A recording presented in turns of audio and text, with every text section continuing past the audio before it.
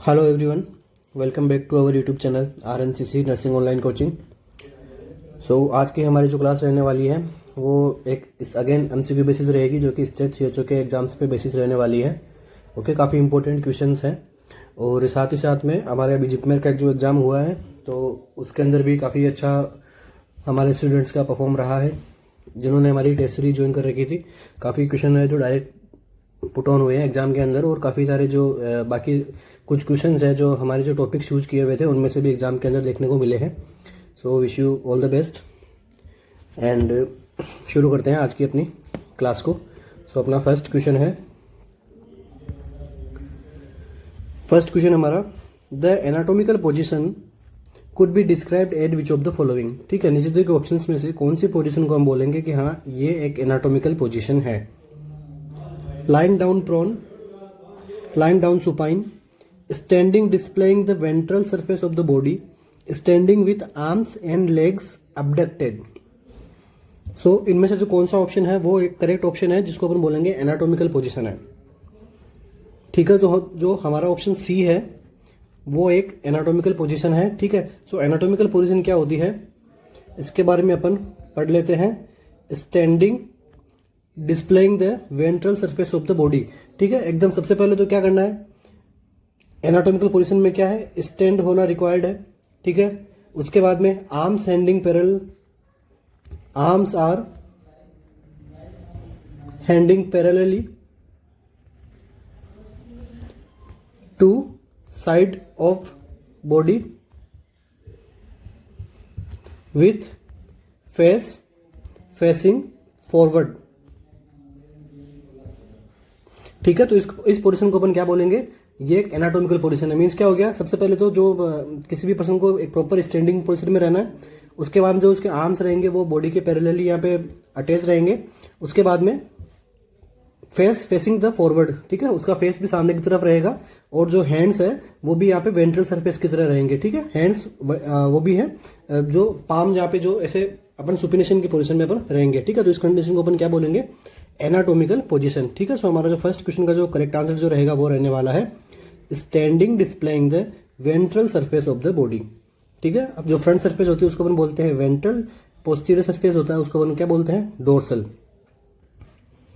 यहाँ पे एक टर्म आई है एब्डक्टेड। एब्डक्टेड का मतलब क्या होता है, away from the mid line. ठीक है, और एडक्शन का मतलब क्या होता है, मिड लाइन की तरफ। ठीक है, तो ये अगर अपनी बॉडी है और ये हैंड है, तो हैंड का अगर एब्डक्शन होना तो क्या होगा, abduction means away from the mid line, और अगर हैंड का अपनी बॉडी की तरफ आना इसको अपन क्या बोलेंगे, एडक्शन। ठीक है, कुछ एड हो रहा है बॉडी की तरफ, और कुछ एब्डक्शन मींस कुछ दूर जा रहा है बॉडी से। फर्स्ट क्वेश्चन का जो करेक्ट आंसर रहेगा वो रहेगा ऑप्शन सी। नेक्स्ट क्वेश्चन हमारा, which plan of body divides into dorsal and ventral region. अभी अपन ने डोर्सल एंड वेंट्रल की बात की थी। ठीक है, अभी इसके बारे में अगर अपनी बॉडी को ऐसा कौन सा प्लान है जो डोर्सली एंड वेंट्रली में डिवाइड कर देगा। ठीक है, transverse plan, axial plan, coronal plan या फिर सेजेटल plan.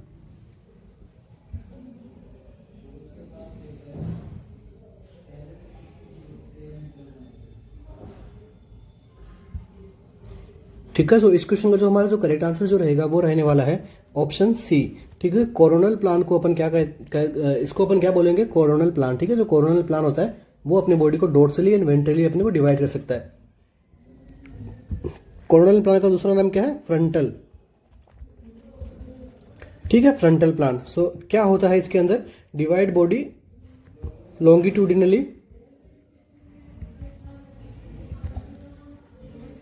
longitudinally divide body into anterior and posterior। इसको अपन क्या बोलेंगे, कोरोनल प्लान, या फिर डोर्सली और वेंट्रल रीजन के अंदर डिवाइड करना, इसको अपन बोलेंगे कोरोनल प्लान। अब अगर एग्जाम में क्वेश्चन आ जाए आपको ट्रांसवर्स प्लान का पूछ ले, ट्रांसवर्स प्लान का दूसरा प्लान नाम क्या हो सकता है, हॉरिजॉन्टल। ठीक है, इस प्लान के अंदर क्या होता है, क्रॉस सेक्शन करते हैं अपन अपर एंड लोअर पार्ट का। Cross section of body into upper and lower part. ठीक है, तो आपको इन सब की इमेज देखनी, ताकि इमेज से क्या है कि आपके प्रॉपर इनके डाउट्स क्लियर हो जाएंगे। ठीक है, सो अपर, अगर अपनी अपनी किसी पर्सन की बॉडी है तो इसको अपर एंड लोअर पार्ट में डिवाइड करना क्या कहते हैं अपन, ट्रांसवर्स प्लान से हॉरिजॉन्टल प्लान। कोरोनल प्लान को अपन ने क्या बोला है, तो ये अपनी बॉडी है, तो अब इसको अगर अपन सेंट्रली अपन इसको ऐसे अपन वो करेंगे तो एक पार्ट एंटीरियर हो जाएगा, इसके पीछे का पार्ट पोस्टीरियर हो जाएगा, इसको अपन क्या बोलेंगे, कोरोनल प्लान। नेक्स्ट अपने को ऑप्शन में क्या दिया गया है, सेजाइडल प्लान। तो सेजाइडल प्लान को अपन क्या बोल सकते हैं, लेटरल प्लान। ठीक है। सो सेजाइडल प्लान क्या होता है, इसके अंदर क्या होता है कि अपन बॉडी का जो कट करते हैं फ्रंट टू बैक साइड में, इसको समझने के लिए अपन लिख सकते हैं body parts divided into right side and left side. ठीक है। सो इसको अपन ने क्या बोला, सेजाइडल प्लान या फिर लेटरल प्लान। ठीक है। सेजाइडल से अपने को याद आ जाए सेजाइडल सूचर। ठीक है। सो अपन ऐसे याद कर सकते हैं। सेजाइडल सूचर के बारे में अपन पढ़ सकते हैं। तो सेजाइडल सूचर कहाँ होता है, सेंट्रली होता है, तो अपन बॉडी को राइट एंड लेफ्ट साइड के अंदर डिवाइड कर सकता है वहां से। ठीक है। तो क्वेश्चन नंबर 2 का हमारा जो करेक्ट आंसर जो रहेगा वो क्या रहेगा, coronal plane. Okay. So correct answer is C. Next question हमारा, the process in which cell organisms are able to maintain a stable balance of internal और external substances and force is called। ठीक है। तो cell organelles है वो क्या कर रहे हैं कि एक इक्वली एक जो स्टेबल बैलेंस है वो बना के रखते हैं इंटरनली और एक्सटर्नल एनवायरनमेंट के अंदर। तो इसको अपन क्या बोलते हैं, एक्सटर्नल। ठीक है। इसको अपन क्या कहते हैं, इक्विलिब्रियम, एडजस्टमेंट, एडप्शन या फिर होम्योस्टेसिस।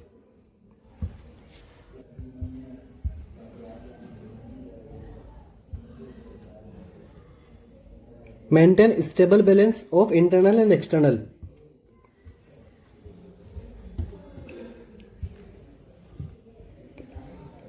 सो इस क्वेश्चन का जो हमारा करेक्ट आंसर जो रहने वाला है वो रहेगा ऑप्शन डी, होम्योस्टेसिस। ठीक है। तो होम्योस्टेसिस के अंदर क्या होता है कि cell maintain stable balance into cell and outside the cell. ठीक है। अपनी बॉडी का ऐसा सिस्टम जो कि एक सेल के अंदर और सेल के आउटसाइड के अंदर एक प्रॉपर स्टेबल बैलेंस बना के रखता है, इस कंडीशन को अपन क्या बोलते हैं, होम्योस्टेसिस। ठीक है। इक्विलिब्रियम के अंदर क्या होता है कि एक काम स्टेट होती है, काम state of mind and a balance of emotion. इस कंडीशन को अपन क्या बोलते हैं, इक्विलिब्रियम। कि हाँ भाई अपनी जो बॉडी का है वो एकदम इक्विलिब्रियम एकदम अच्छे से हो रखा है। ठीक है। इक्वली उसके अंदर बॉडी के अंदर सब चीजें जो इक्वली काम कर रही है, अच्छे से काम कर रही है, उसको अपन बोलते हैं इक्विलिब्रियम। और एडजस्टमेंट तो अपने को पता ही है कि भाई किसी भी परिस्थिति में कोई भी इंसान एडजस्ट करता है। ठीक है। तो अपन ये सेल के बारे में अपन बात कर सकते हैं कि भाई सेल का हर एनवायरमेंट के अंदर प्रॉपर एक तरीके एडजस्ट करना, उसको हम क्या बोलते हैं, एडजस्टमेंट। या फिर किसी भी पर्सन का एक विपरीत परिस्थितियों के अंदर एडजस्ट करना, एडजस्टमेंट बोलते हैं। एडेप्टेशन का मतलब क्या होता है कि किसी दूसरे से अपन सीख के कुछ अपने अंदर कुछ बदलाव लाते हैं, इसको अपन बोलते हैं एडेप्टेशन। ठीक है। कुछ अच्छा सीख रहे हैं अपन क्या एडेप्ट कर रहे हैं। ओके। सो इस क्वेश्चन में जो हमारा जो करेक्ट आंसर जो रहेगा वो रहेगा होम्योस्टेसिस। ठीक है। तो हमें यहाँ पे होम्योस्टेसिस के बारे में पूछा गया है। नेक्स्ट क्वेश्चन है हमारा आज का, what is the first line of defence mechanism in any immune response. एक किसी भी अपने जो पर्सन के अंदर इम्यून रेस्पॉन्स होता है, इम्यून रेस्पॉन्स मीन्स कोई भी एंटीजन अपनी बॉडी में आया है या फिर एंटीजन, तो अपने को फर्स्ट लाइन डिफेंस मैकेनिज्म अपने कौन सा है। ठीक है। अपने को फर्स्ट लाइन कौन डिफेंस करता है, ठीक है, इसके बारे में पूछा गया है। इम्यूनिटी बनाने के लिए जो फर्स्ट लाइन में अपन रेस्पॉन्स कौन करता है, anatomical, chemical and mechanical barriers, B and T lymphocytes, macrophages या फिर एंटीबॉडीज। कौन इनमें से फर्स्ट लाइन डिफेंस मैकेनिज्म में आता है। काफी इजी क्वेश्चन है। सो ऐसे क्वेश्चन अपने CHO के एग्जाम में देखने को मिलते हैं। ठीक है। अभी जो जिपमेर का एग्जाम होता है उसमें से काफी क्वेश्चन जो है हमारे टेस्ट सीरीज से और जो हमारे ऑनलाइन जो अपन क्लासेज यहाँ पे यूट्यूब पे कंडक्ट करवा रहे हैं टेस्ट के अपने जो क्वेश्चन सेशन की, इनसे आपको आराम से 15 to 20 क्वेश्चन आपको एज इट इज मिले हैं। और बाकी कुछ 20 क्वेश्चन के अराउंड मतलब अप्रोक्सीमेटली 40 की जो क्वेश्चन है वो अपनी क्लासेस के अपने जो टॉपिक्स अपने डिस्कस किए हैं इनमें से मिले हैं। जिस भी पर्सन ने एग्जाम दिया है आप उनको ये वीडियोस वगैरह अगर उन्होंने देखे हैं तो आप आपको बता पाएंगे कि हाँ RNCC की जो क्लासेज है वो कैसे जा रही है। ठीक है। अगर वो हेल्पफुल है कि नहीं है ये भी आपको पता लग जाएगा। ठीक है। तो अपन अपने इस क्वेश्चन के आंसर पे चलते हैं कि what is the first line of defence in any immune response. तो क्या होता है, वो होता है ऑप्शन नंबर ए, ठीक है। Anatomical, mechanical and chemical barriers जो होते हैं वो अपने फर्स्ट लाइन डिफेंस मैकेनिज्म के अंदर आते हैं। बात कर ले अपन कैसे एनाटॉमिकल की। सो अपना क्या है, स्किन। ठीक है, स्किन से अपना जो प्रोटेक्शन का काम करती है, अपने इन्फेक्शन होने से बचाव करती है। ठीक है, स्किन को अपन क्या बोलते हैं, first line defence against infection. ठीक है, स्किन के बारे में क्वेश्चन पूछा गया है कि स्किन को अपन क्या बोलते हैं, first line defence against infection. ठीक है, स्किन को बोलते हैं। इसके बाद में अपन मैकेनिकल के अंदर देख लें तो टीयर हो सकता है, यूरिन हो सकता है जो अपने बॉडी से वेस्ट को बाहर निकालता है। इसके बाद में कफिंग। ठीक है, कफिंग की जो मैकेनिज्म्स है उसके द्वारा अपन जो भी फॉरेन पार्टिकल्स अपने बॉडी में आते हैं तो अपन कफिंग के थ्रू उसको बाहर निकाल सकते हैं। उसके बाद में आता है स्नीजिंग। ठीक है, अपनी बॉडी की जो म्यूकस है। ठीक है, उसके बाद में जो साल्ट एंड फैटी एसिड है केमिकल बैरियर्स के अंदर, साल्ट एंड फैटी एसिड्स। इसके बाद में लाइसोजाइम्स। ठीक है, लाइसोजाइम्स क्या करते हैं, अपने जो ये भी अपने डिफेंस मैकेनिज्म की तरह काम करते हैं। एंड एंटी लार्वल इंटरफेरोन, अपनी बॉडी के अंदर जो एंटी लार्वल इंटरफेरोन वगैरह है ये भी अपनी क्या कर सकते हैं, फर्स्ट लाइन डिफेंस मैकेनिज्म के अंदर अपने हेल्प करते हैं। सो इस क्वेश्चन का जो करेक्ट आंसर जो रहेगा वो क्या रहेगा, option number A, anatomical, mechanical and chemical barrier. Okay, so इसके बाद में क्या रहता है, ये अपना फर्स्ट क्वेश्चन यहाँ पे, सॉरी अपना एक क्वेश्चन यहाँ पे कंप्लीट होता है। मूव ऑन करते हैं अभी अपन अपने नेक्स्ट क्वेश्चन के ऊपर। अगर वीडियो अच्छा लग रहा है तो प्लीज़ आप वीडियो को लाइक जरूर कीजिए। ठीक है, सो मूव ऑन करते हैं नेक्स्ट क्वेश्चन पे।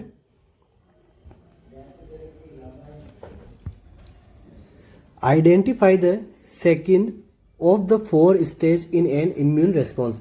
जब इम्यून रेस्पॉन्स होता है तो उसकी अपने कितनी स्टेज मिलती है, 4 स्टेज अपने देखने को मिलती है। तो उसमें से अपने कौन सी स्टेज के बारे में पूछा है कि इसमें से सेकेंड स्टेज जो है वो कौन सी होती है। ठीक है, identify the second of the 4 stage in an immune response. Option है अपने पास में, plasma cell makes antibodies, phagocytes engulf pathogens, T cell activate B cell to produce plasma cell, या फिर फेगोसाइट एक्टिव टी सेल। इसमें से अपनी second stage जो है वो कौन सी होती है। सबसे पहले अपन बात कर लेते हैं इम्यून रेस्पॉन्स की स्टेज की। सो इसमें हमारे फर्स्ट जो स्टेज होती है वो कौन सी होती है, phagocyte engulf pathogens. Phagocyte engulf pathogens. सबसे पहले जो फेगोसाइट्स आएगी वो अपने क्या करेगी, जो भी पैथोजेंस है उनको क्या करेगी, एनगल्फ करेगी। अब इसकी जो सेकेंड स्टेज है जो हमें क्वेश्चन में पूछी गई है वो कौन सी है, phagocyte activate T cell. Phagocyte activate T cell. So इस क्वेश्चन का जो हमारा जो करेक्ट आंसर जो होगा वो क्या होगा, ऑप्शन नंबर डी। सो फेगोसाइट एक्टिवेट्स टी सेल का जो रहता है अपनी सेकेंड स्टेज रहती है इम्यून रेस्पॉन्स के अंदर। अब आपको एग्जाम में अगर पूछ ले थर्ड स्टेज कौन सी होती है, तो थर्ड स्टेज होती है T cell activate B cell to produce plasma cell. ठीक है, इसके बाद में थर्ड स्टेज कौन सी होती है, T cell activate the B cell to produce plasma cell. अब प्लाज्मा सेल क्या करेगी, plasma cell makes the antibody. तो ये कौन सी स्टेज होगी, फोर्थ स्टेज। फोर्थ स्टेज कौन सी होती है, प्लाज्मा सेल मैक्स एंटीबॉडीज। ठीक है, तो ये हमारी जो मेनली 4 जो इम्यून रिस्पॉन्स के अंदर हमारी जो स्टेज होती है उसके बारे में अपन डिस्कस किया है। एग्जाम के अंदर ये क्वेश्चन पूछा हुआ है। सो आगे अगर आपको और मॉडिफाई करके भी एग्जाम के अंदर क्वेश्चन आपको देखने को मिल सकता है इसके बारे में। सो हमारा इस क्वेश्चन का जो करेक्ट आंसर रहेगा वो क्या रहेगा, phagocyte activate the T cells. ठीक है, सो नेक्स्ट क्वेश्चन पे अपन मूव ऑन करते हैं। Which cell organelles contain an acidic environment capable of digesting a wide variety of molecules. ठीक है, तो सेल के अंदर ऐसा कौन सा जो ऑर्गेनेल्स होता है वो एक एसिडिक एनवायरमेंट को अंदर एसिडिक एनवायरमेंट कंटेन करता है, जो कि वाइड वैरायटी ऑफ जो मॉलिक्यूल्स है उनको डाइजेस्ट करने की क्षमता उसके अंदर होती है। ठीक है, तो ऐसा कौन सा ऑर्गेनेल्स है सेल के अंदर, लाइसोसोम्स, राइबोसोम्स, सेंट्रोसोम्स, या फिर Golgi complex.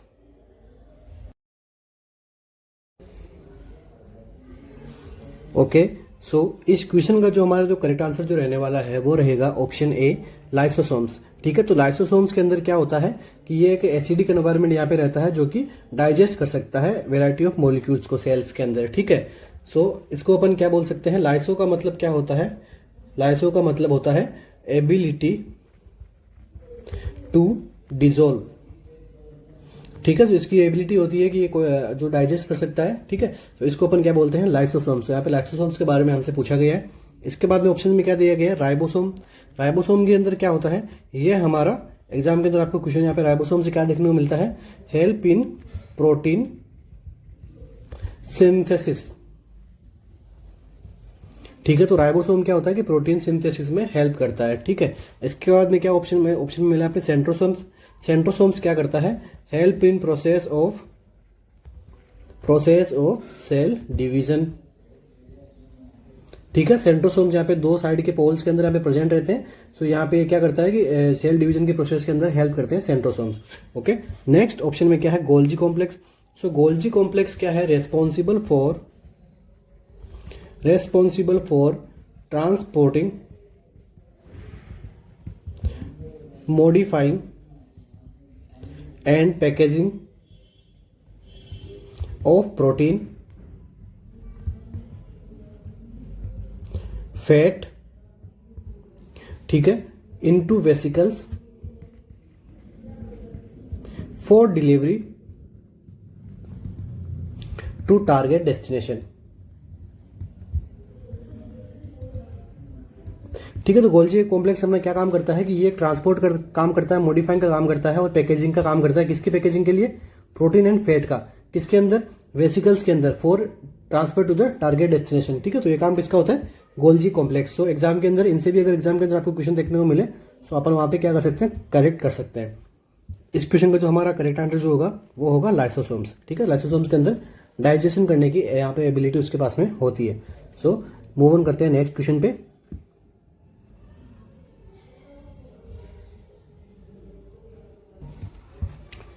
Smooth muscles cell में be described by which of the following. Smooth muscles की सेल के बारे में हमें यहाँ पे पूछा गया कि क्या नेचर रहता है, क्या कैरेक्टरिस्टिक्स रहते हैं स्मूथ मसल्स की सेल के। ऑप्शन है अपने पास में स्ट्रेटेड, वॉल्यूंट्री एंड मल्टीन्यूक्लिएटेड। ठीक है, तो स्मूथ मसल्स जो है वो कभी भी वॉलेंट्री नहीं रहती है, सो ये ऑप्शन अपन नेग्लेक्ट कर देते हैं। Not striated, voluntary and multinucleated. ठीक है, वॉलेंट्री यहाँ पे नहीं रहती है। Striated, involuntary and uninucleated. ठीक है, ये कुछ करेक्ट लग रहा है अपने को। Not stated, involuntary and uninucleated. ठीक है, सो यहाँ पे ऑप्शन नंबर जो डी है अपना वो यहाँ पे क्या होता है, करेक्ट है, क्योंकि स्मूथ मसल जो है वो उसमें अपने जो स्टेरेशन जो है वो नहीं पाया जाता है, इनवॉलेंट्री होती है नेचर में, और उसके अंदर यूनी न्यूक्लियस, एक प्रकार का न्यूक्लियस यहाँ पे स्मूथ मसल्स के अंदर देखने को मिलता है। सो ऑप्शन नंबर डी जो है हमारा इस क्वेश्चन के अंदर क्या होता है, करेक्ट होता है। ठीक है, तो यहाँ पे ऑप्शन सी में क्या दिया गया, स्टेटेड दिया गया, जबकि ये कैसी होती है, नॉन स्टेटेड होती है। ठीक है, अब मसल्स के बारे में अपन थोड़ा देख लेते हैं कि मसल से भी क्वेश्चन आते हैं एग्जाम के अंदर, वन लाइन शॉर्ट क्वेश्चन बनते हैं। सो अपनी बॉडी में अपन मेनली बात कर लेते हैं, एक तो स्मूथ मसल्स की, एक अपन बात कर लेते हैं स्टेटेड मसल्स की। ठीक है, स्टेटेड मसल्स की बात करते हैं, स्मूथ मसल, इसका क्लासिफिकेशन अपन और भी प्रकार से बना सकते हैं, पर समझने के लिए मैंने इस प्रकार से बनाया। सो स्मूथ मसल्स के अंदर सबसे पहले क्या क्या इसका कैरेक्टरिस्टिक्स होता है, सबसे पहले तो ये नॉन स्टेटेड होती है। इसके बाद में क्या होता है, इनवॉलेंट्री होता है। इसके बाद में क्या देखने को मिलता है, यूनी न्यूक्लिएटेड जो है वो स्मूथ मसल्स के अंदर देखने को मिलता है। इसके बाद में क्या देखने को मिलता है, नो सार्कोमियर। ठीक है, अब स्मूथ मसल्स के अंदर क्या होता है, सार्कोमियर्स भी यहाँ पे प्रेजेंट नहीं रहते हैं। ठीक है, तो ये चार कैरेक्टरिस्टिक्स होते हैं स्मूथ मसल्स के, एग्जाम के अंदर पूछे जा सकते हैं। अब स्टेटेड मसल्स के अंदर भी दो कैटेगरी होती है। ठीक है, वो कौन कौन सी होती है, एक होती है स्केलेटल, दूसरा कौन सी मसल्स होती है, कार्डियक मसल। कार्डियक मसल कहाँ रहती है, हार्ट में। ओके, जो कार्डियक से रिलेटेड है, तो और स्केलेटल अपनी बॉडी में जो मस्कुलर, जो स्केलेटल सिस्टम है वहाँ पे उससे रिलेटेड जो मसल्स है वो स्केलेटल, मस्कुलर स्केलेटल में स्मूथ मसल्स भी आती है, और स्केलेटल मसल, कार्डियक मसल, तीनों हमें देखने को मिलती है। तो अब बात कर लेते हैं अपन स्केलेटल मसल्स के बारे में। सो स्केलेटल मसल्स इन की बात करें तो ये कैसी होती है, वॉलेंट्री होती है। कार्डियक मसल जो होती है वो नॉन वॉलेंट्री होती है। ठीक है, इसके बाद में इन दोनों में जो कॉमन चीजें होती है वो हम बात कर लेते हैं। सार्कोमियर जो है अपने यहाँ पर प्रेजेंट रहता है। ठीक है, अब इन दोनों की कॉमन बात कर लेते हैं, क्या कि इसके अंदर क्या रहता है, कॉन्ट्रेक्टाइल फिलामेंट हमें देखने को मिलते हैं। Contractile filament. ठीक है, कॉन्ट्रेक्टाइल फिलामेंट अपन किसको बोलते हैं, जो कॉन्ट्रेक्शन में हेल्प करते हैं। ओके, ये कौन कौन से होते हैं, एक्टिन एंड मायोसिन। ठीक है। तो एग्जाम के अंदर क्वेश्चन पूछ सकते हैं आपसे कि अपने जो मसल्स के अंदर जो कॉन्ट्रेक्टाइल फिलामेंट होते हैं वो कौन कौन से होते हैं। एक होता है एक्टिन, दूसरा होता है कौन सा, मायोसिन। ठीक है। तो ये कुछ अपने मसल्स के रिगार्डिंग जो भी आपको एग्जाम में क्वेश्चन पूछ सकते हैं वो अपन शॉर्टली में देखा है, और बाकी और भी क्वेश्चन बनते हैं जो आगे अपन पढ़ते जाएंगे वन बाय वन। ठीक है। सो इस क्वेश्चन का जो हमारा करेक्ट आंसर जो रहेगा वो क्या रहेगा, नॉट स्टेटेड रहेगी, इनवॉलेंट्री नेचर रहेगी, एंड यूनिलिकुलेटेड जो अपने स्मूथ मसल्स के अंदर ये कैरेक्टरिस्टिक्स अपने फीचर देखने को मिलते हैं।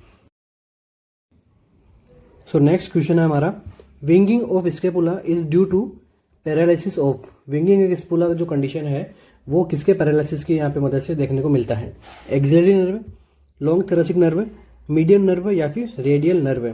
ठीक है। कौन सी जो नर्व है उसके अंदर अगर इंजरी होगी तो अपने जो विंगिंग ऑफ स्केपुला की जो कंडीशन है वो हमें यहाँ पे देखने को मिलेगी। ठीक है। विंगिंग ऑफ स्केपुला के अंदर क्या आपने देखने को मिलता है, loss of normal scapular stability.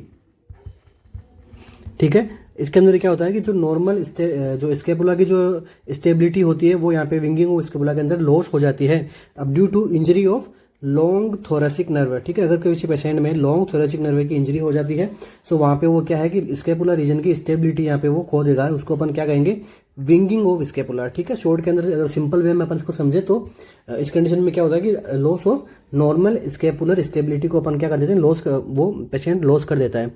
ठीक है। और जो स्केपुला होता है वो एक मीडियली एंड लेटरली जो है वो मूव कर जाता है। इस कंडीशन को अपन क्या बोलते हैं, विंगिंग ऑफ स्केपुला।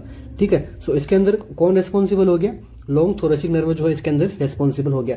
अब अगर एग्जाम के अंदर आपसे क्वेश्चन पूछ ले कि यहाँ पे कौन सी मसल की वजह से यहाँ पे अल्टर होती है, ठीक है, कौन सी मसल यहाँ पे एबनॉर्मल होती है, वो हमें देखने कौन सी मसल, फिर अगर ये लॉन्ग थोरेसिक नर्व यहाँ पे पैरालिसिस हो रही है तो मसल भी अपने को यहाँ पे प्रॉपर वर्क नहीं करेगी, तो वो कौन सी मसल होती है, वो होती है सेरेटस एंटीरियर। ठीक है। तो सेरेटस एंटीरियर मसल है वो यहाँ पे अफेक्ट होती है इसकी वजह से। ठीक है। तो एग्जाम के अंदर एक क्वेश्चन आपसे पूछ सकते हैं। अच्छा, तो यहाँ पे क्या ऑप्शन में दिया गया है, मीडियन नर्व यहाँ पे ऑप्शन में दी गई है। ठीक है। तो अब एग्जाम के अंदर अगर आपसे पूछ ले कि मीडियन नर्व के अंदर इंजरी हो रही है तो अपन क्या बोलेंगे, इसको अपन कहते हैं कार्पल टनल सिंड्रोम। ठीक है। मीडियन नर्व इंजरी अपन किस में देखते हैं, कार्पल टनल सिंड्रोम में देखते हैं।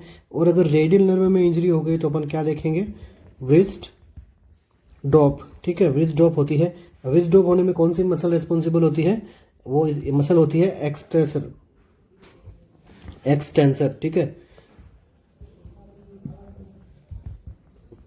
एक्सटेंसर मसल रेस्पॉन्सिबल होती है इसमें व्रिस्ट ड्रॉप के अंदर, जो कि एक रेडियल नर्व में इंजरी होगी तो क्या होगा, व्रिस्ट ड्रॉप होता है। और मीडियन नर्व में इंजरी होती है तो कौन सा सिंड्रोम देखने को मिलता है, carpal tunnel syndrome. Next question की तरफ मूव ऑन करते हैं। ड्रॉपिंग ऑफ शोल्डर अगर due to paralysis of which muscles. ठीक है। अभी पहला क्वेश्चन इससे पहला क्या था, विंगिंग ऑफ स्केपुला। अभी क्वेश्चन में क्या है, ड्रॉपिंग ऑफ शोल्डर। सो इस कंडीशन के अंदर कौन सी मसल में पैरालिसिस की कंडीशन हमें देखने को मिलती है, ड्रॉपिंग ऑफ शोल्डर में, डेल्टॉइड, ट्रेपेजियस, टेरस माइनर या फिर टेरस मेजर। ठीक है। सो जो ड्रॉपिंग ऑफ शोल्डर है इसके अंदर जो है अपने जो मसल्स के अंदर प्रॉब्लम देखने को मिलेगी वो है ऑप्शन नंबर बी, ट्रिपेजियस। ठीक है। तो ड्रॉपिंग ऑफ शोल्डर के अंदर ट्रिपेजियस मसल्स के अंदर यहाँ पे क्या इंजरी देखने को मिलती है। ठीक है। तो ट्रिपेजियस मसल्स का यहाँ पे क्या रोल होता है वो भी अपन देख लेते हैं, लीड टू। ठीक है। ड्रॉपिंग ऑफ शोल्डर में क्या देखने को मिलेगा, lead to downward displacement of shoulder. ठीक है। तो इस क्वेश्चन का जो करेक्ट आंसर रहेगा वो क्या रहेगा, trapezius muscle. So next question की तरफ मूव ऑन करते हैं। So dropping of shoulder occur due to paralysis of trapezius muscle. Next question हमारा, what structure separate the thoracic cavity from the abdominal cavity. ठीक है। ऐसी कौन सी स्ट्रक्चर होती है जो अपनी थोरेसिक कैविटी को एब्डोमिनल कैविटी को सेपरेट करती है, मीडियास्टिनम, डायफ्राम, द पेरिटोनियम या फिर द पाइलोरस। ठीक है। सो इस क्वेश्चन का जो हमारा आंसर रहेगा वो क्या रहेगा, डायफ्राम। ठीक है। तो डायफ्राम एक ऐसी स्ट्रक्चर है जो हमारी थोरेसिक कैविटी और एब्डोमिनल कैविटी को जो है वो दो अलग अलग पार्ट में डिवाइड करती है। ओके। नेक्स्ट क्वेश्चन हमारा, which anatomical structure does the conducting zone of the lower respiratory tract content. ठीक है, सो अपने जो रेस्पिरेटरी ट्रैक्ट है उसके अंदर, लोअर रेस्पिरेटरी ट्रैक्ट है उसके अंदर दो प्रकार के जोन देखने को मिलता है। पहला देखने को मिलता है कंडक्टिंग जोन एंड दूसरा हमें देखने को मिलता है रेस्पिरेटरी जोन। ठीक है, सो अभी इस क्वेश्चन में क्या पूछा गया है कि कंडक्टिंग जोन के अंदर कौन कौन से जो है स्ट्रक्चर हमें देखने को मिलती है। Eustachian tube, larynx and trachea, primary, secondary and tertiary bronchi and bronchioles, nares, concha, olfactory mucosa and sinuses, nasopharynx and larynx. So इसमें से क्या है जो अपने को कंडक्टिंग जोन में देखने को मिलता है।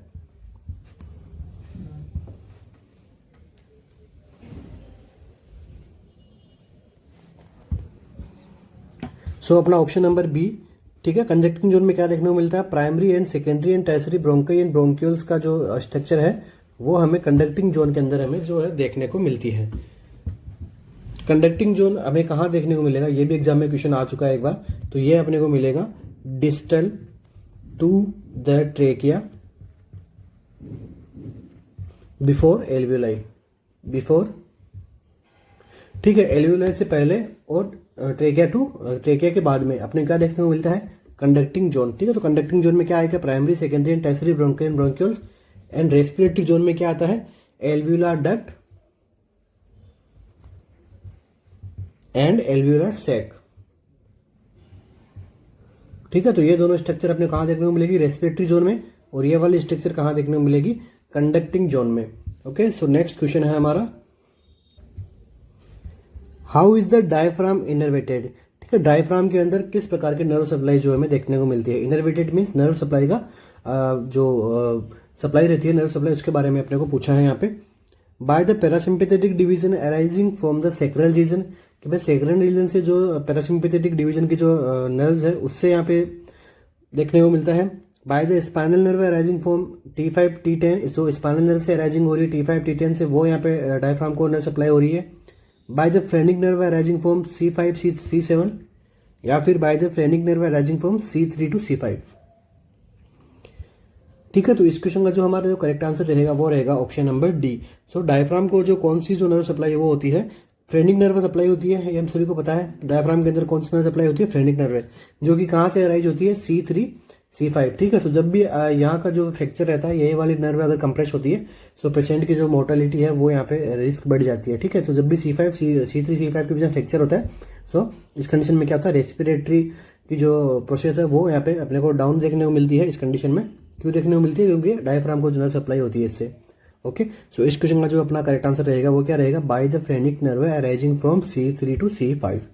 नेक्स्ट क्वेश्चन हमारा, the space found between two pleural sac is called.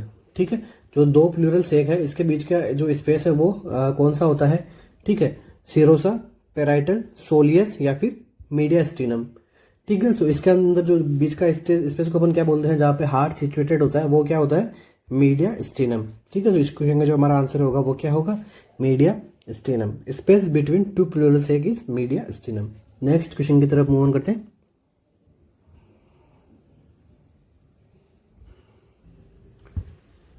Which of the following ribs known as floating rib. ठीक है, ऑप्शंस में से कौन सी रिब है उसको अपन फ्लोटिंग रिब्स अपन बोलते हैं, 8th 9th 10th और 11th। ठीक है, सो क्वेश्चन का जो आंसर रहेगा वो क्या रहेगा, 11th रिब्स को अपन क्या बोलते हैं, फ्लोटिंग रिब्स। फ्लोटिंग रिब्स कौन कौन सी होती है, 11th एंड 12th रिब्स। ठीक है, ये दो जो रिब्स होती है अपने को फ्लोटिंग रिब कहती है। इसके बाद में क्वेश्चन पूछा जाता है फॉल्स रिब्स के बारे में। सो फॉल्स रिब्स कौन कौन सी होती है, 8th 9th and 10th। And जो अपने ट्रू रिब्स होती है वो कौन सी होती है, फर्स्ट 7 पेयर ऑफ रिब्स। ठीक है, तो फर्स्ट 7 रिब्स होती है वो अपने को ट्रू रिब्स कहलाती है। जो आगे जाके दोनों साइड से अटैच रहती है, कार्टिलेज से और वर्टिब्रा से, उसको अपन बोलते हैं ट्रू रिब्स। जो एक साइड से अटैच रहती है उसको अपन क्या बोलते हैं, फॉल्स रिब्स। ठीक है, और जो फ्लोटिंग रहती है, फ्री एट देयर एंड्स। ठीक है, इसको अपन क्या बोलते हैं, फ्लोटिंग रिब्स। ठीक है, तो इस क्वेश्चन का जो हमारा आंसर क्या रहेगा, option number D, 11th ribs. Next question हमारा, what is the length of rectum. ये एक यूपीसीएससी एग्जाम में पूछा गया क्वेश्चन है कि यहाँ पे रेक्टम की आपको लेंथ पूछी है, 15 सेंटीमीटर, 12 सेंटीमीटर, 5 सेंटीमीटर या फिर 20 सेंटीमीटर। सो रेक्टम की जो लेंथ होती है अपनी वो कौन सी होती है, 12 सेंटीमीटर। ठीक है, सो इस क्वेश्चन का जो आंसर क्या रहेगा वो रहेगा 12 सेंटीमीटर। अब अगर एग्जाम के आपको पूछ ले कि जो रेक्टम की लेंथ होती है, अपन रेक्टम कहाँ से कहाँ तक की जगह को बोलेंगे, तो ये अपन बोलते हैं sigmoid colon to anal canal, तो इसको अपन क्या बोलते हैं, रेक्टम। ओके, सो इसकी लेंथ कितनी होती है, 12 सेंटीमीटर। नेक्स्ट क्वेश्चन की तरफ मूव ऑन करते हैं।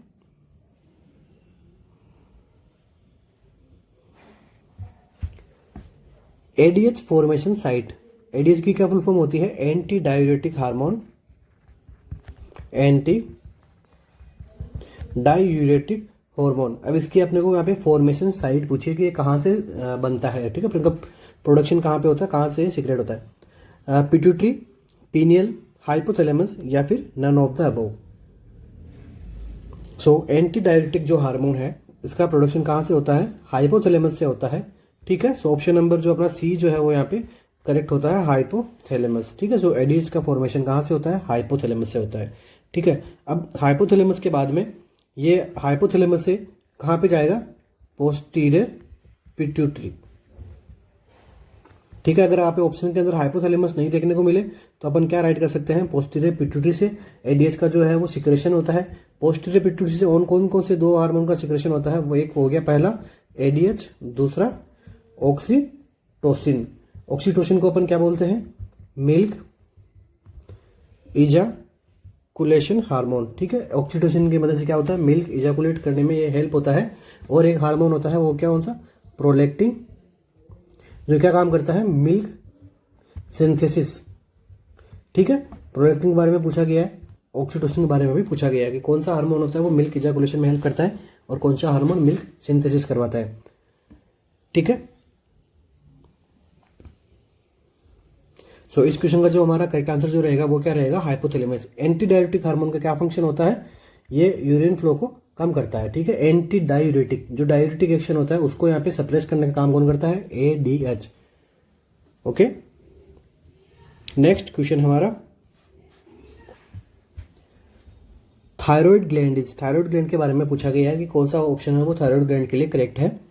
Is located inferior to the larynx, secretes small amounts of insulin, produce anti diuretic hormone या फिर help initiate milk production.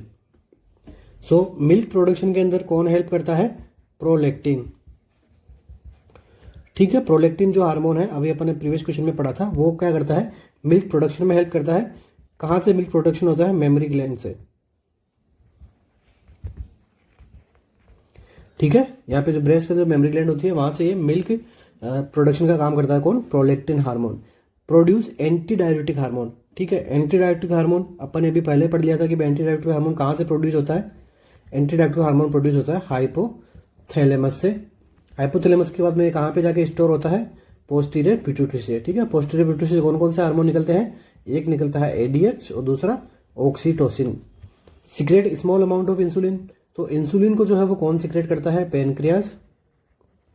Pancreas में भी कौन सी, जो अपनी बीटा सेल्स होती है वहां से जो है अपने इंसुलिन का सिक्रेशन होता है। और अल्फा सेल से कौन किसका सिक्रेशन होता है, अल्फा सेल से होता है ग्लूकागॉन का, ठीक है। सो ये दो क्वेश्चन अपने यहाँ पे एग्जाम में पूछते हैं, सीजोडेस एग्जाम्स के अंदर छोटे क्वेश्चन है बट इंपॉर्टेंट क्वेश्चन है। नेक्स्ट, अब ऑप्शन में क्या बचा, ऑप्शन नंबर ए कि थायराइड ग्लैंड जो है वो कहाँ रहती है, लेरिंग्स के इन्फीरियर साइड में यहाँ पे लोकेटेड रहती है। वो कौन सी ग्लैंड होगी, थायराइड ग्लैंड। अब थायराइड ग्लैंड के बारे में अपन क्वेश्चन देख लेते हैं, क्या क्या क्वेश्चन रहता है, ठीक है। तो ये क्या करती है, एक तो ये सबसे पहले हाईली वेस्कुलर होती है, हाईली वेस्कुलर होती है। इसके बाद में secret and store thyroid hormones,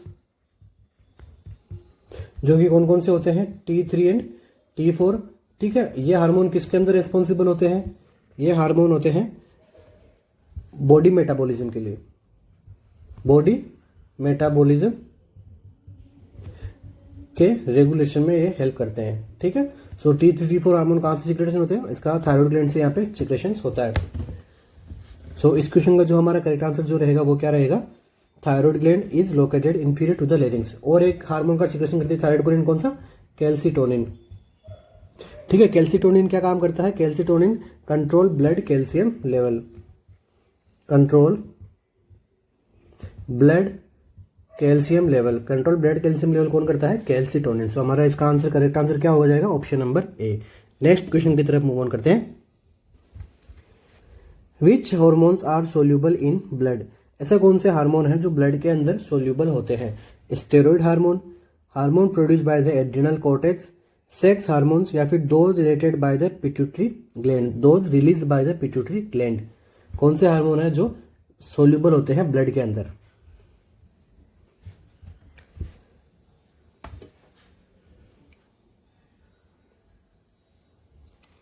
सो इस क्वेश्चन का जो हमारा करेक्ट आंसर जो रहेगा वो क्या रहेगा? Option number D, those hormones release by pituitary gland, जो कि क्या रहते हैं? ब्लड के अंदर सोल्यूबल रहते हैं। इन हार्मोन्स को अपन क्या बोलते हैं? Peptide hormone, peptide hormones. ठीक है, इनको अपन क्या बोलेंगे? Peptide hormones. अगर ऑप्शन में आपको डायरेक्ट पेप्टाइड हार्मोन मिले तो अपने यहाँ पे करेक्ट करना है। अब बात कर लेते हैं पिट्यूटरी ग्लैंड्स के हार्मोन्स के बारे में। ठीक है, यहाँ पे दो साइड से हार्मोन निकलते हैं पिट्यूटरी ग्लैंड में, एक निकलता है एंटीरियर साइड से, कुछ हार्मोन निकलते हैं पिट्यूटरी ग्लैंड के पोस्टीरियर पोर्शन से। अब एंटीरियर से कौन कौन से निकलते हैं? एंटीरियर साइड को अपन क्या बोलते हैं? ये भी एग्जाम में पूछा गया है, एडिनो हाइपोफाइसिस। पोस्टीरियर साइड को अपन क्या बोलते हैं? Neuro hypophysis. ठीक है, adeno hypophysis and neuro hypophysis. ये एग्जाम के अंदर पूछा जा चुका है कि भाई एडीएच हार्मोन होता है या फिर ऑक्सीटोसिन हार्मोन होते हैं, ये कौन से जगह से निकलते हैं? ऑप्शन में आपने देखने को मिलेगा adeno hypophysis, neuro hypophysis, hypothalamus, या फिर और ऑप्शन में मिल सकता है आपको देखने के लिए। ठीक है, एंटीरियर पोस्टीरियर की जगह ये आपको टर्म्स भी देखने को मिल सकती है। सो अब एडिनो हाइपोफाइसिस में कौन कौन से हार्मोन यहाँ पे सिक्रेशन होते हैं, इसको अपन पढ़ लेते हैं। फर्स्ट हमें हार्मोन देखने को मिलेगा कौन सा? Growth hormone. सेकेंड हमें हार्मोन देखने को मिलेगा क्या? प्रोलैक्टिन। थर्ड हमें हार्मोन मिलेगा अपने को थायरोट्रोपिन। फोर्थ अपने को हार्मोन देखने को मिलेगा एड्रीनोकोर्टिकोट्रोपिन, एड्रीनोकोर्टिकोट्रोपिन। इसके बाद में फिफ्थ अपने को हार्मोन देखने को मिलेगा फॉलिकल स्टिमुलेटिंग हार्मोन। सिक्स हमें हार्मोन देखने को मिलेगा यहाँ पे ल्यूटिनाइजिंग हार्मोन। इसके बाद में सेवंथ हमें यहाँ पे हार्मोन देखने को मिलेगा बीटा लिपोट्रोफिन। सो ये कुछ हार्मोन्स है जो अपने को एडिनो हाइपोफाइसिस या फिर एंटीरियर पिट्यूटरी से हमें सीक्रेट देखने को मिल सकते हैं। पोस्टीरियर साइड से हमें क्या क्या देखने को मिलेगा? पोस्टीरियर साइड से अपने देखने को मिलेगा आर्जिनिन, या फिर इसको अपन क्या बोल सकते हैं? वेजोप्रेसिन। इसके बाद में स्टोर, ये सभी हार्मोन क्या होते हैं? स्टोर होंगे पोस्टीरियर पिट्यूटरी ग्लैंड में, बट मेनली सीक्रेट कहाँ से होंगे? हाइपोथैलेमस से। एडीएच एंटी डायरेक्टिव हार्मोन, दूसरा ऑक्सीटोसिन। ठीक है, तो अपने हार्मोन से भी अपने एग्जाम के अंदर क्वेश्चन हमें देखने को मिलते हैं। तो अपने हार्मोन्स भी ये जो अपने यहाँ पे डिस्कस अपने कर लिए हैं। सो इस ऑप्शन का जो अपना करेक्ट आंसर रहेगा वो क्या रहेगा? Those release by pituitary gland. ये सारे हार्मोन जो क्या है? ब्लड सोल्यूबल हार्मोन होते हैं। नेक्स्ट क्वेश्चन हमारा, what hormone does the adrenal medulla produce? Adrenal medulla से कौन से हार्मोन्स होते हैं वो होता है प्रोड्यूस होता है? Aldosterone, epinephrine and norepinephrine, corticosteroids, या फिर ग्लूकोस्टेरॉइड्स। सो अपना जो क्वेश्चन नंबर, इस क्वेश्चन का जो अपना करेक्ट आंसर रहेगा वो क्या रहेगा? Option number B, epinephrine and norepinephrine जो है वो एड्रिनल मेडुला से निकलते हैं, जबकि एल्डोस्टेरोन, कोर्टिकोस्टेरॉइड एंड ग्लूकोकोर्टिकोइड्स ये अपने कहाँ निकलते हैं? एड्रिनल कॉर्टेक्स से। ठीक है, सो ये सारे हार्मोन कहाँ से देखने को मिलते हैं? एड्रिनल कॉर्टेक्स से, जबकि एपिनेफ्रिन, नॉरएपिनेफ्रिन कहाँ से अपने देखने को मिलते हैं? एड्रिनल मेडुला से। ठीक है, और इसी के साथ ही एड्रिनल कॉर्टेक्स से और भी क्या देखने को मिलता है? Sex hormone. ठीक है, सेक्स हार्मोन्स भी अपने को यहाँ पे देखने को सिक्रेशन में देखने को मिलते हैं। सो इस क्वेश्चन का जो हमारा आंसर रहेगा वो क्या रहेगा? Epinephrine and norepinephrine. इनके फंक्शंस के बारे में अपन ने प्रीवियस क्लास के अंदर एक क्वेश्चन हमने सोल्व किया था कजिंग डिजीज से रिलेटेड। सो उसके अंदर हमने सारे हार्मोन्स पढ़ लिए हैं। ठीक है, ये सीएचओ की क्लास है तो यहाँ पे अपन ब्रीफली डिस्कस नहीं कर सकते हैं। अपन जब नोटसेट के रिलेटेड या फिर पीजीआई के रिलेटेड क्लास लेंगे तो अपन हार्मोन्स के फंक्शंस को कैसे, इनसे कमी से कौन सी प्रॉब्लम्स हमें देखने को मिलती है, उसके अंदर अपन इसको सोल्व आउट करेंगे। सो इस क्वेश्चन का आंसर रहेगा वो रहेगा option B, epinephrine and norepinephrine. Move on करते हैं नेक्स्ट क्वेश्चन की तरफ। Which of the following is not a part of endocrine system? जो ऑप्शंस में अपने को जो पार्ट मिलेंगे अपने बॉडी के, इनमें से कौन सा ऐसा पार्ट है जो एंडोक्राइन सिस्टम का पार्ट नहीं है? The isolates of Langerhans, the thyroid gland, the acini cell of the pancreas, या फिर द पैराथायरॉइड ग्लैंड। इनमें से कौन सा ऐसा पार्ट है जो एंडोक्राइन सिस्टम का पार्ट नहीं है? सो ऑप्शन नंबर सी अपना यहाँ पे क्या हो जाएगा, करेक्ट हो जाएगा। सो एसिनी सेल्स है पेनक्रियाज की, ये किसका पार्ट हो, किसके अंदर ये हेल्प करती है, कौन से सिस्टम के अंदर ये काम आती है? Digestive system. ठीक है, सो ये किसका पार्ट है? डाइजेस्टिव सिस्टम का पार्ट है। ठीक है, डाइजेस्टिव सिस्टम के अंदर ये हेल्प करती है। तो इस क्वेश्चन का जो हमारा आंसर रहेगा वो कौन सा रहने वाला है? एसिनी सेल। सो अब ये एसिनी सेल है, ये डाइजेस्टिव सिस्टम का कैसे पार्ट बनती है, क्या काम रखा रहता है इसका डाइजेस्टिव सिस्टम के अंदर? तो ये क्या करती है, जो डाइजेस्टिव एंजाइम्स होते हैं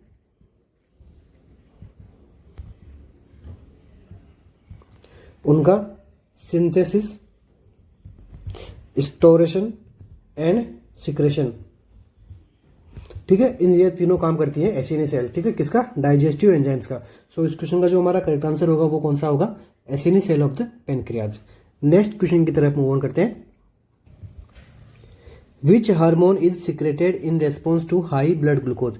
अगर किसी पेशेंट के अंदर या फिर किसी पर्सन के अंदर हाई ब्लड ग्लूकोज का लेवल हमें देखने को मिलता है, सो इसको इस रेस्पॉन्स में कौन सा हार्मोन है वो सिक्रेट होता है? इंसुलिन, ग्लूकागोन, कोर्टिसोल या फिर oxytocin?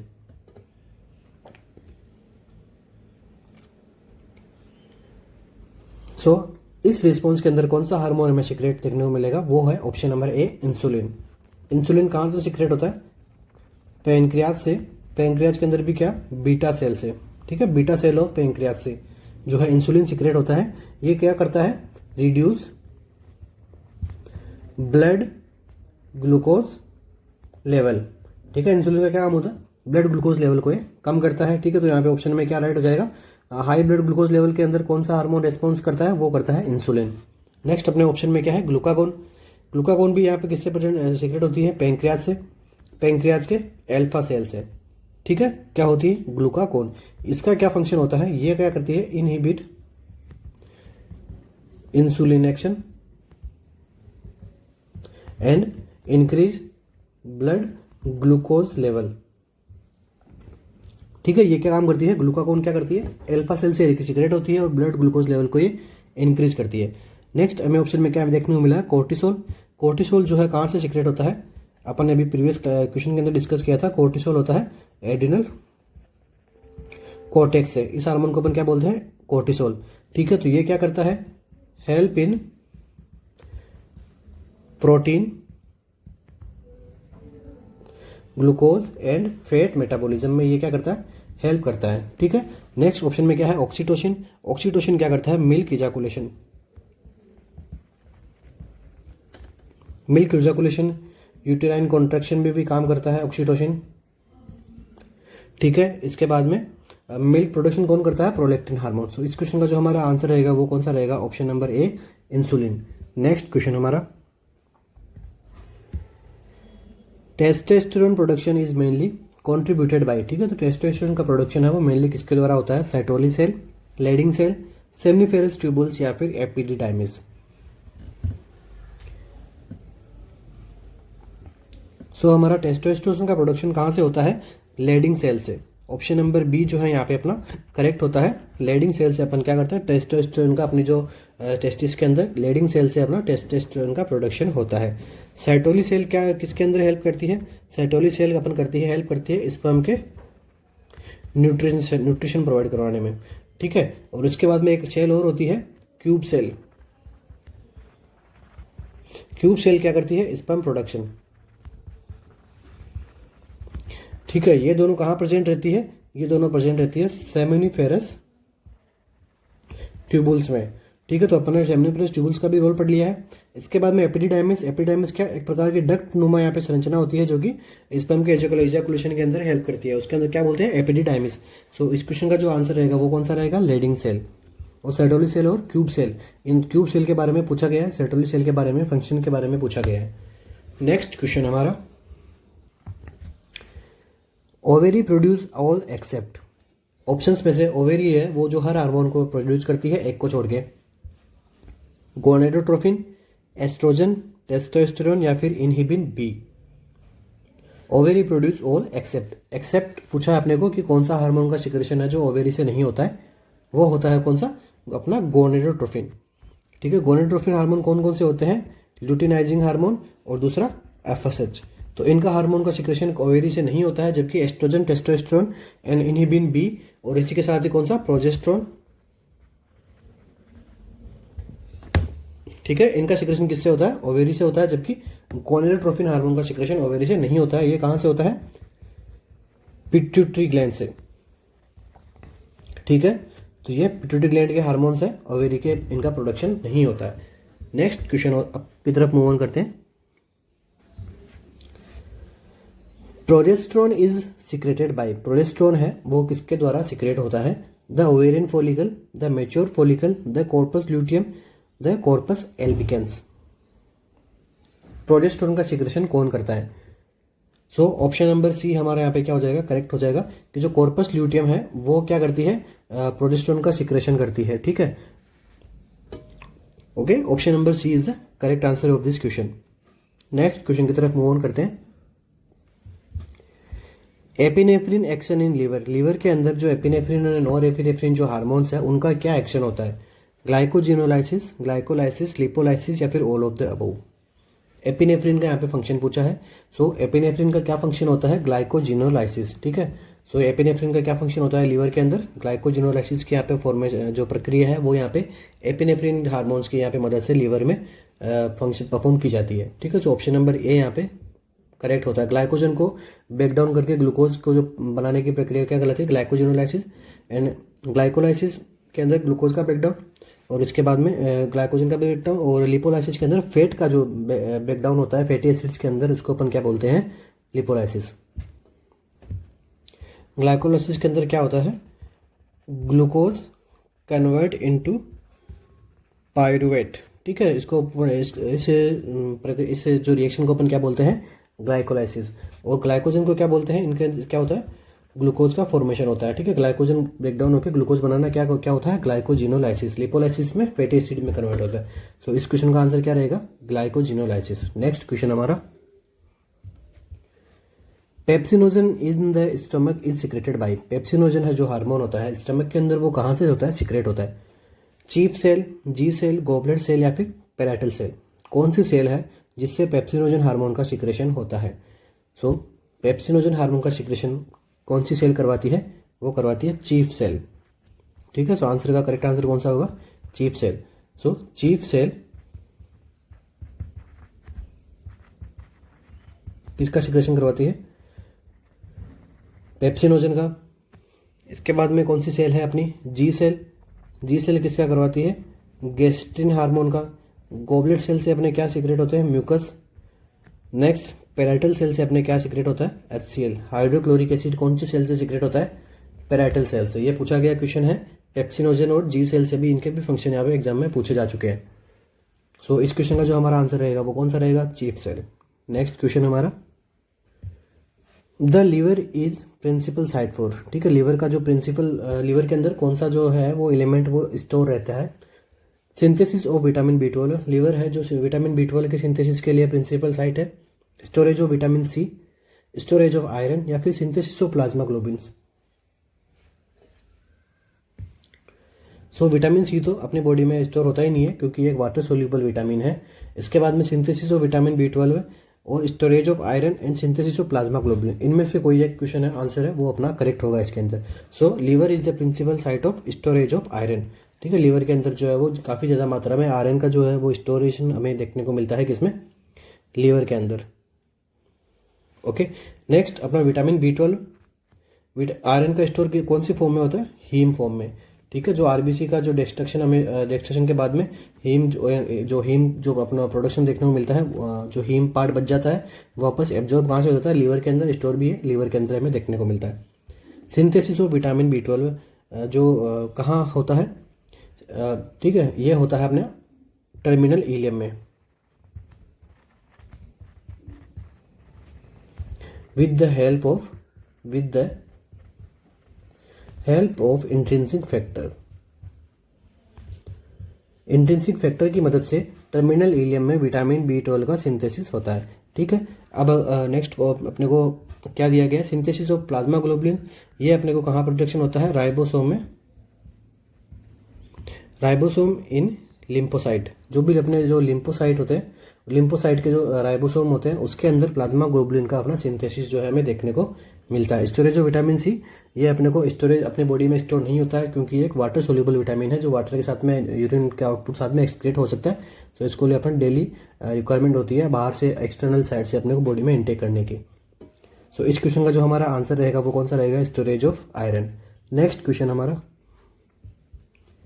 Sodium content of ORS, जो ORS का जो सॉल्यूशन होता है उसके अंदर सोडियम का जो कंटेंट होता है वो कितना होता है, ठीक है। 75 मिलीओस्मोल पर लीटर, 90 मिलीओस्मोल पर लीटर, 110 मिलीओस्मोल पर लीटर या फिर 135 मिलीओस्मोल पर लीटर। तो सोडियम कंटेंट यहाँ पे कितना देखने को मिलता है, तो सोडियम कंटेंट जो है हमें देखने को मिलता है 75 मिलीओस्मोल पर लीटर।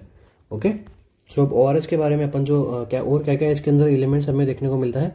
सबसे पहले तो ORS की फुल फॉर्म क्या होती है, ओरल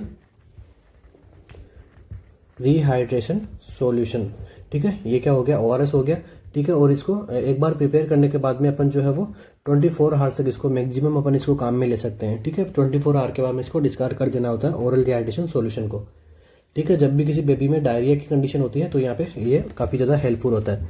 अब अपन बात कर लेते हैं ORS के अंदर एलिमेंट्स का टोटल अपना जो वेट वगैरह वो कितना होता है। सबसे पहले अपन बात कर लेते हैं सोडियम क्लोराइड की बात कर लेते हैं। ये कितना होता है, 2.6 ग्राम पर लीटर। इसके बाद में आता है अपना ग्लूकोज हमें कितना देखने को मिलता है, 13.5 ग्राम। इसके बाद में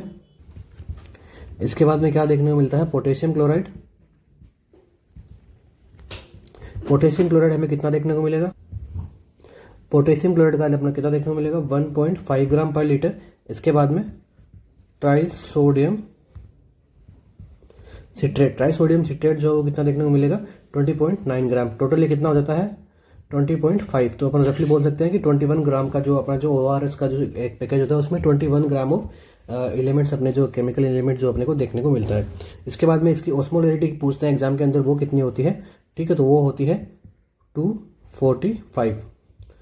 245 मिलीओस्मोल पर लीटर। इससे भी एग्जाम के अंदर क्वेश्चन आ चुका है कि ORS के सॉल्यूशन के अंदर इन सब की मिला के टोटल ऑस्मोलिटी कितनी होती है, वो होती है 245 ऑस्मोल पर लीटर।